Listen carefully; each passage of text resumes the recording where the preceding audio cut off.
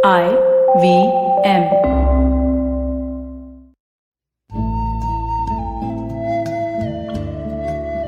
IVM के Hindi travel podcast टेढ़े मेढ़े रास्तों पर आपका स्वागत है। टेढ़े मेढ़े रास्ते ही क्यों? वो इसलिए कि घूमना भी तो ऐसे ही रास्तों की तरह पेचीदा और लगातार उतार चढ़ाव भरा होता है, जहां हर पल कुछ नया देखने और महसूस करने को मिलता रहता है। शर्त बस यही होती है कि आंख कान खुले रहने चाहिए। मैं हूं केशव चतुर्वेदी और मैं आपको ले चलूंगा इस जबरदस्त यात्रा पर और सुनाऊंगा ऐसी मजेदार कहानियां शहरों, किलों, महलों, सड़कों और सबसे अहम इंसानों की, जो पिछले 20 साल से ऐसे ही रास्तों पर भटकते हुए मैंने सिर्फ आपके लिए इकट्ठा की हैं। तो आइए शुरू करते हैं। अगर मैं आपसे कहूं कि चेन्नई के कई सुनार अपने गहनों की डिजाइन के लिए करीब 900 साल पुराने एक मंदिर पर निर्भर हैं, तो आप मानेंगे नहीं, है ना? लेकिन बात सही है। कर्नाटक में एक जिला है हासन। पर्यटकों और इतिहास में रुचि रखने वालों के लिए यह एक बहुत ही महत्वपूर्ण जगह है। यहां होयसाला राजवंश से जुड़े 2 मंदिर हैं, हलेबीडु और बेलूर। साथ ही जैन धर्म के संस्थापक भगवान महावीर की एक प्रतिमा भी है। मैंने ये तीनों जगह एक ही दिन में देखी और शुरुआत हुई बेलूर के मंदिर से। इसका नाम है चेन्नकेशवा मंदिर।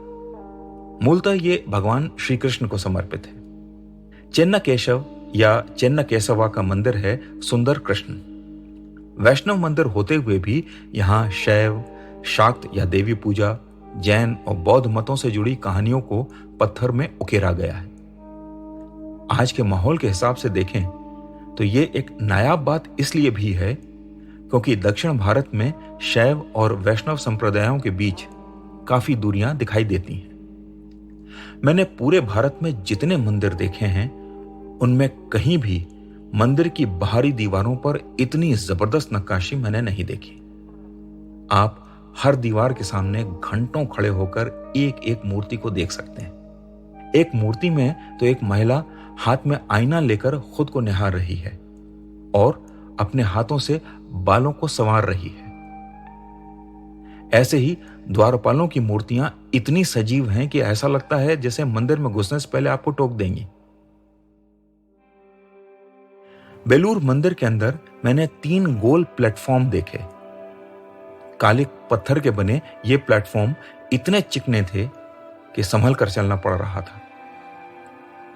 ये तीनों ही गर्भगृह में रखी मूर्तियों के सामने बने थे। मेरी समझ नहीं आ रहा था कि ये क्यों बनाए गए हैं।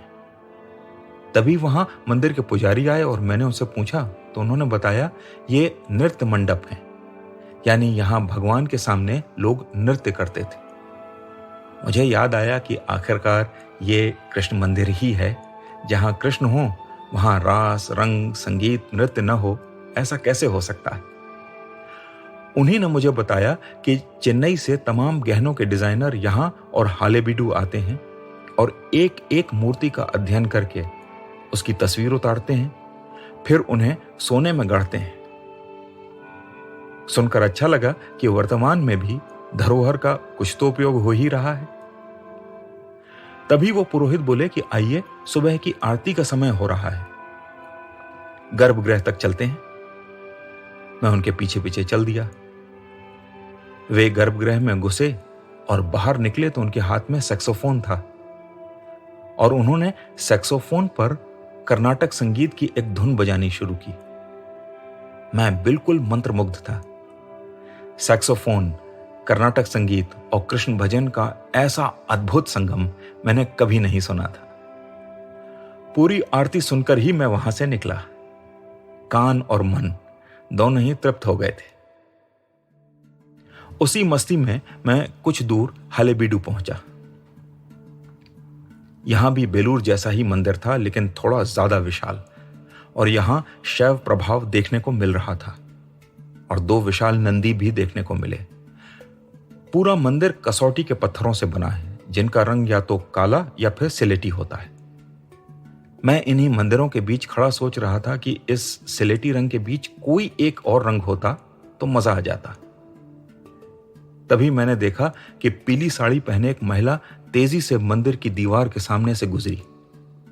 मैंने फौरन कैमरा उठाया और फोटो खींचा, लेकिन बस उसका आभास ही फोटो में आया। फिर भी फोटो को जीवंत बनाने के लिए उतना ही काफी था। उस दिन मेरा तीसरा पड़ाव श्रवणबेलगोला में था, जहां भगवान महावीर की विशाल प्रतिमा स्थापित है। यह प्रतिमा एक पहाड़ी पर बनी हुई है और सिर्फ एक चट्टान को काटकर ही बनाई गई है। पहाड़ी पर बने मंदिर तक पहुंचने के लिए आपको 624 सीढ़ियां चढ़नी होती हैं। अब न तो आप, न ही ज्यादातर लोग या श्रद्धालु इंटरनेशनल स्तर के एथलीट हैं, तो आप एक ही बार में पहुंचने की कोशिश मत करिएगा। आराम आराम से रुकते हुए चलिएगा। करीब 1200 साल पहले गंग वंश के दौरान बनी भगवान महावीर की यह मूर्ति अपने जमाने में दुनिया की सबसे बड़ी मूर्तियों में एक थी। यह कितनी विशाल है, इसका अंदाज इस बात से लगाया जा सकता है कि आज जब पुरोहित इसके पैरों के बीच खड़े होकर अपनी आरती कर रहे होते हैं तो पैर और पुरोहित दोनों का ही आकार एक लगता है। 1000 साल पहले बनी इस मूर्ति के बनने के कुछ ही समय बाद ईरानी विद्वान अल-बेरूनी यहां आए थे और उन्होंने अपनी जीवनी में लिखा है कि मैं श्रवणबेलगोला की मूर्ति को करीब 32 किलोमीटर दूर से देखता हुआ ही वहां तक पहुंच गया। श्रवणबेलगोला से लौटते हुए मैंने भी तय किया कि मैं भी देखूं कि मुझे कितनी दूर तक ये मूर्ति दिखाई देती है। टेढ़ी मेढ़ी सड़क होने के कारण 6 या 7 किलोमीटर बाद वो पहाड़ी दिखनी बंद हो गई। लगा बेरूनी महाशय कहीं गप तो नहीं हाँक रहे थे, क्योंकि ऐसा तो है नहीं कि गप हाँकने की बीमारी हमसे ही शुरू हुई है। फिर लगा हो न हो उन्होंने कोई दूसरा रास्ता लिया हो जो इस सड़क जैसा न हो और जहां से वाकई उतनी दूर से श्रवणबेलगोला के पहाड़ी के दर्शन हुए हों। तो आज टेढ़े मेढ़े रास्तों का सफर इसी मील के पत्थर पर खत्म होता है।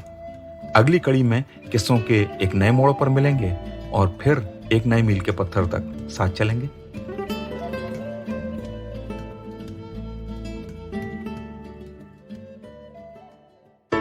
Hey, it's been another great week on the IVM Podcast Network. On the Edges and Sledges Cricket Podcast, in the first half, Ashwin is joined by Varun to wrap India's ODI tour of Sri Lanka. In the second half, DJ joins the party to discuss the first T20 international between India and Sri Lanka. If you'd like to hear more about this match, former Indian cricketer Sabha Karim joins Rajiv Mishra on Khel Niti and they talk some more about it. Ladies and gentlemen, we're really excited to announce a new show about crypto with Rohan Joshi. He's going to dive deep and demystify all this crypto stuff that we've been hearing about. And let me tell you a little bit more about stuff that's going on the network really quickly. Congratulations to Maru Kinayat, who celebrates 50 episodes of The Note with a discussion on health as a fundamental right. On Paisa Vaisa, Anupam talks to Harsha Chetanwala of MyWealthGrow.com. Zarina Poonawala is starting a new miniseries on emotional intelligence. Do check out the kickoff episode on the Empowering series. And Simplified talks about semiconductors. Do follow us on social media. We're IVM Podcast on Twitter, Facebook, Instagram, and LinkedIn. And remember, if you're enjoying this show or any other show for that matter, please do tell a friend. That's really helpful for us. And finally, we would like to thank our sponsors on the network this week. They make this all possible. Thank you very much. Ciet, Cred, Global Victoria, Bank of Baroda, Intuit India, Lenovo, and CoinSwitch Kuber. We really appreciate your support. Whether you're an established sports person or a budding one, or simply a sports enthusiast, join us, Tanvi and Shlok. We are two passionate pro badminton players talking policy, mindset, and everything sport. So tune in to the Millennial Athlete every Monday. Only on the IVM Podcast Network. Trust us, it's gonna be lit.